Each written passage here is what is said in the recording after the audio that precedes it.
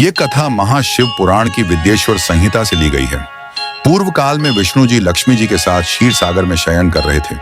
तभी वहां ब्रह्मा जी अपनी इच्छा से आए और विष्णु जी से बोले, तुम कौन हो और अपने प्रभु को आया देखकर भी उद्दंड बालक की भांति सो रहे हो? तुमने मेरा अभिनंदन ना करके मेरा तिरस्कार और अपमान किया है। ये सुनकर विष्णु जी क्रोधित होने पर भी शांत स्वभाव से बोले, तुम्हारा कल्याण हो, क्रोध मत करो, यहाँ आकर आसन ग्रहण करो।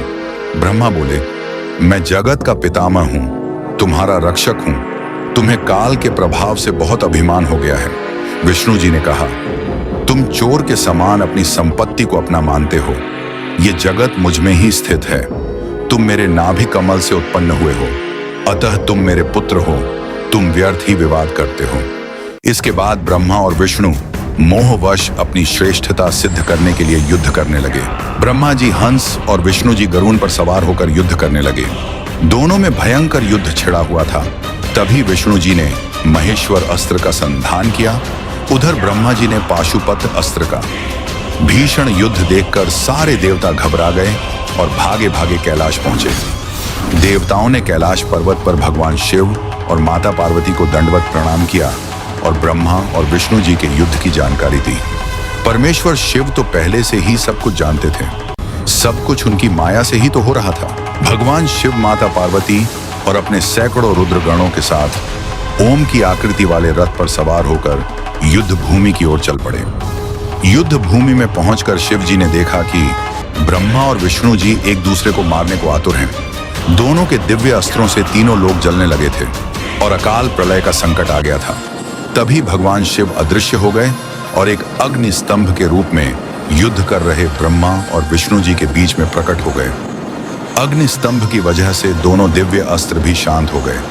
ब्रह्मा और विष्णु दोनों स्तंभ को देखकर अचंभित हो गए और दोनों अभिमानी वीरों ने युद्ध रोककर स्तंभ की जड़ और ऊंचाई की जांच करने का निश्चय किया। विष्णु जी ने सूकर का रूप धारण किया और वे स्तंभ की जड़ से खोज में निकल गए। उधर ब्रह्मा जी हंस के रूप में स्तंभ के अंत की खोज में निकल पड़े। पाताल लोक को खोदकर बहुत दूर तक निकल जाने के बाद भी स्तंभ का आधार न मिलने पर विष्णु जी थक हार कर वापस रणभूमि पर आ गए। ब्रह्मा जी भी हंस के रूप में काफी दूर तक निकल आए थे। तभी उन्हें एक केतकी का पुष्प गिरते हुए दिखा। यह पुष्प शिव जी के ऊपर सुसज्जित था और उनके हंसने के कारण गिर गया था। शिव जी अपनी रची हुई इस लीला को देखकर हंस पड़े थे और उनके ऊपर विराजमान ये केतकी पुष्प गिर गया था। गिरते हुए पुष्प से ब्रह्मा जी ने पूछा, अरे पुष्पराज, तुम किसके सिर पे विराजमान थे और तुम क्यों गिर रहे हो? पुष्प ने कहा, मैं पुरातन और अप्रमेय स्तंभ के बीच से बहुत समय से गिर रहा हूं, फिर भी मैं इसके आदि को नहीं देख सका, अतः आप भी स्तंभ का अंत देखने की आशा छोड़ दें। तब ब्रह्मा जी ने पुष्प को नमस्कार कर उनसे विनती करी कि वे इस बात का साक्षी बन जाएं कि ब्रह्मा जी ने स्तंभ का अंत देख लिया है। विनती सुनकर पुष्प ने स्वीकृति दे दी। नीचे पहुंचकर ब्रह्मा जी ने विष्णु जी से कहा कि उन्होंने स्तंभ का अग्रभाग देख लिया है और केतकी पुष्प ने इसकी हामी भर दी।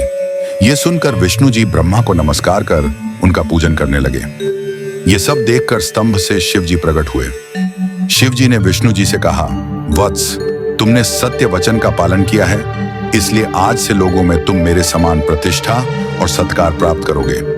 ऐसा कहकर परमेश्वर ने उन्हें अपनी सम्मानता प्रदान की। फिर महादेव ने ब्रह्मा के गर्भ को मिटाने के लिए अपनी भ्रुकुटी के मध्य से भैरव नाम के एक अद्भुत पुरुष को उत्पन्न किया और ब्रह्मा जी का वध करने का आदेश दे डाला। तब भैरव ने एक हाथ से ब्रह्मा जी के केश पकड़कर उनके 5वें शीश को काट डाला और उनका वध करने के लिए आगे बढ़े। तब ब्रह्मा जी भैरव के पैरों में गिरकर प्रार्थना करने लगे।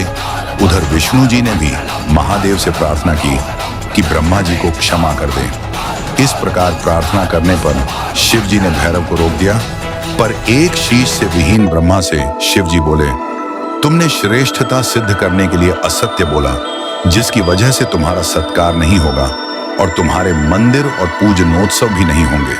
ब्रह्मा जी ने शिव के चरणों में गिरकर क्षमा मांगी तो महादेव ने कहा, तुम संसार की व्यवस्था चलाओगे और यज्ञों में श्रेष्ठ रहोगे। फिर मिथ्या गवाही देने वाले केतकी पुष्प को भगवान ने कहा, तुम दुष्ट हो, यहां से दूर चले जाओ, मेरी पूजा में तुम्हारा कोई स्थान न होगा।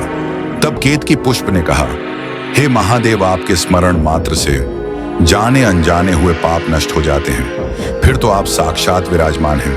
मेरे मिथ्या वचन के पाप को नष्ट कर दे और मुझे क्षमा दान दे प्रभु। इस प्रकार विलाप करने पर दयालु शिव जी ने कहा, मैं सत्य बोलता हूं, इसलिए मैं तुम्हें धारण नहीं करूंगा, किंतु तुम विष्णु और मेरे गणों के लिए प्रिय होगे और तुम्हारा जन्म सफल होगा।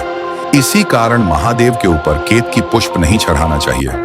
इसके बाद ब्रह्मा और विष्णु जी ने मिलकर भगवान शिव की विधि पूर्वक पूजन और अत्यंत रमणीय ढंग से आराधना की। उनकी इस उपासना से प्रसन्न होकर शिव जी बोले, आज का दिन मेरे लिए परम प्रिय होगा और शिवरात्रि के रूप में जाना जाएगा। मेरा निराकार स्वरूप ये ज्योति स्तंभ अत्यंत छोटा हो जाएगा ताकि जगत के लोग इसका दर्शन और पूजन कर सकें। ये पवित्र स्थान अरुणाचल के नाम से प्रसिद्ध होगा और यहाँ पे जो कोई दान, हवन या तप करेगा उसको करोड़ गुना फल प्राप्त होगा। इतना कहकर भगवान अंतर्धान हो गए।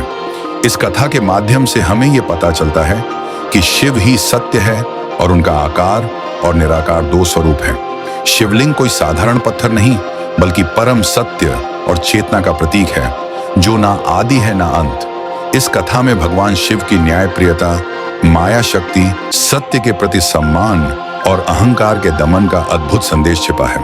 अगर आपको यह कथा पसंद आई हो तो आपसे अनुरोध है कि कृपया हमारे चैनल को लाइक करें और सब्सक्राइब करना न भूलें।